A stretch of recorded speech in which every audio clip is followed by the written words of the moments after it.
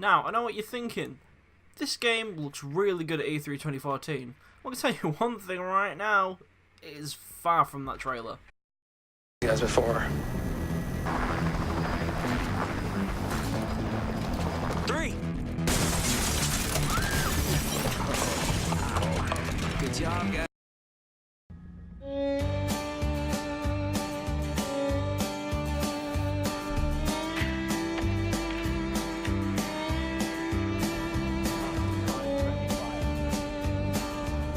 When it was first released, critics described this game as a game to rival CSGO. Well, I thought that first too. However, after further inspection, I can only describe this game as CSGO on Ritalin. My first observations of this game is that it's a more slower paced shooter and it gets very intense. The only similarity with CS is that it's a 5v5 competitive shooter. One thing I don't get, however, is how they changed it from CT versus T to CT versus CT. Because honestly, in my books, that just doesn't make a lot of sense. Let's start from, well, the start of the game. You learn into the game and you have 3 options: situations, multiplayer, and terrorist hunt. Situations are sure to say totally not half-assed single player, are small missions on multiplayer maps where air-controlled terrorists have a sail on barbed wire and C4 and decided just to redecorate the place. Terrorist Hunt is quite a good game mode, essentially pairing multiplayer with situations in a range of attack and defend missions, some of the missions having twists. For example, one of the missions has toxic gas sprayed everywhere, making it so the player is actually visually impaired when combating this mission. Now we're getting to the main selling point of this game, the multiplayer. Multiplayer is quite fun. It pits attackers versus defenders with a focus on the objective, with the objective varying with each game mode.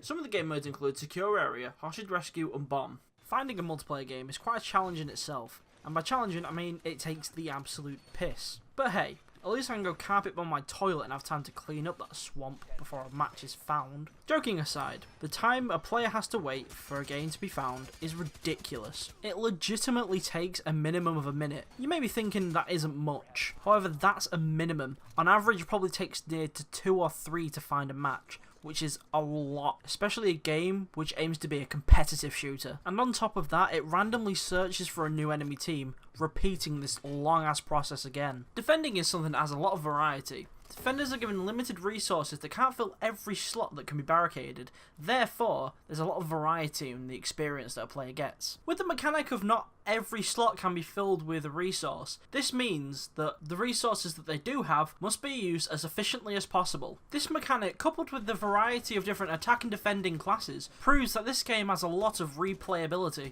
At the time of this recording, there are 12 different defender classes that can be brought and customized with the in-game currency known as Renown. Some of my personal favourite defenders are Castle, Doc, Smoke, and Capcan, who looks like he's straight out of the Stalker game series. Defenders spawn in one room of the defender's building, and defenders' play is restricted to this building. If a defender is to go out of this building, they have 2 seconds to return, or attackers will be notified and a marker will be placed above the player's head. Defenders are tasked with fortifying the room where the objective is located, and they can do so with a range of equipment including metal reinforcements, wooden reinforcements, and operated gear like Castle's metal plates. When the attackers have stopped gathering intel, they will start to attack the defending team. The defenders will have to either kill everyone on the attacking team, or stall them until the timer runs out and the other team therefore loses. The variety of different defending operators and what combination of operators picked by players will impact how effective their team is. Where defenders are fun to play, personally I think attacking team is more fun to play. When starting as attackers, your drone is deployed and you have 45 seconds to gather as much information as possible on the enemy team. After that,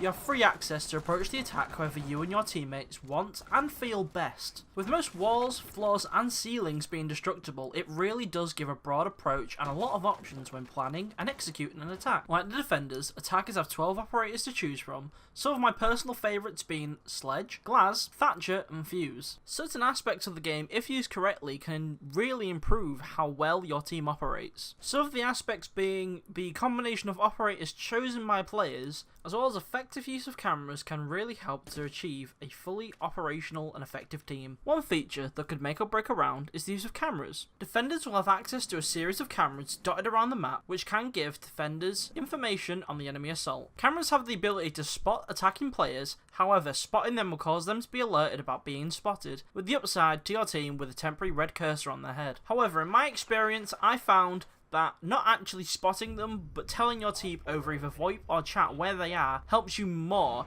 as it doesn't let the enemy team know that you're actually on the camera systems. However, this does not stop the red flashing light given out when a defender is on a camera. The red light is actually quite noticeable as well. It's the equivalent of getting a laser pen and shining it in the enemy's eye and just going, got ya! The gunplay in this game is honestly well done. It's easy to pick up and is well balanced. The guns feel solid, fluent, and the overall modelling of them is very nice. The audio files of the guns aren't deafening, but still maintains its realism. They also hold the ability for a player to distinguish different types of firearms, like shotguns, rifles, and pistols. The only thing I feel I can criticise about the guns is the semi-auto shotguns. I feel that they need a bit more shot delay, either that or to do less damage in order to be a bit more balanced compared to the other guns. The mix of operators themselves is good, and it's well balanced. From what I've experienced, there are no completely overpowered operators. The only operator that could use some tweaking is Blackbeard's gun shield, as I feel it's too strong in its current state. Customizing is becoming a big part of the game. Not only can a player customise his loadout with the expected options seen in FPS titles, such as weapon attachments, Rainbow Six Siege also offers features like weapon charms and operator head skins. Weapon charms are essentially small keyrings that hang off your gun,